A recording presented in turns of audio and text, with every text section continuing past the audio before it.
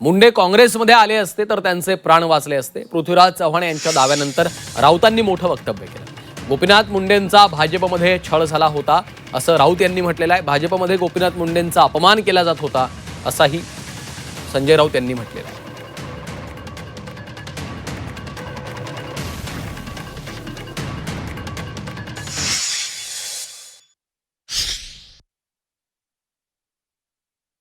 गोपीनाथराव मुंडे यांचा भारतीय जनता पक्षामध्ये छळ झाला होता, छळ केला होता लोकांनी।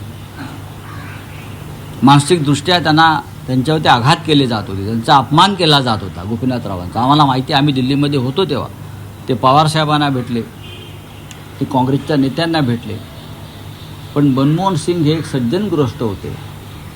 त्यांना अशा प्रकारच्या पक्षांतराला त्यांनी विरोध केला होता। त्याच्यामुळे त्यांना सल्ला देण्यात आला की तुम्ही आहात तिथेच थांबा। कदाचित जर ते काँग्रेसमध्ये आले असते तर त्यांचे प्राण वाचले असते।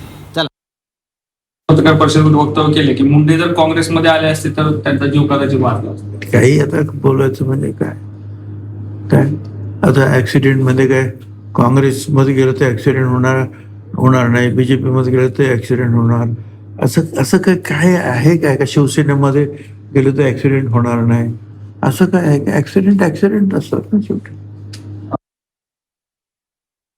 स्वर्गीय गोपीनाथराव मुंडे यांनी भारतीय जनता पार्टी वाढवली, घराघरामध्ये पोहोचली आणि अखेरच्या श्वासापर्यंत भारतीय जनता पार्टीमध्येच राहिले।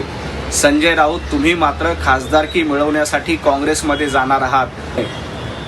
आज गोपीनाथजी मुंडे हयात नाहीत आणि त्यांचा अपमान करण्याचं काम हे दुर्दैवानं काँग्रेसचे नेते आणि संजय राऊत तुम्ही करतायत। परंतु आपण उभाटा गटामध्ये किती लोकांचा कसा अपमान केला याचा एकदा इतिहास आठवा, तुम्हाला तोंड दाखवायला जागा मिळणार नाही।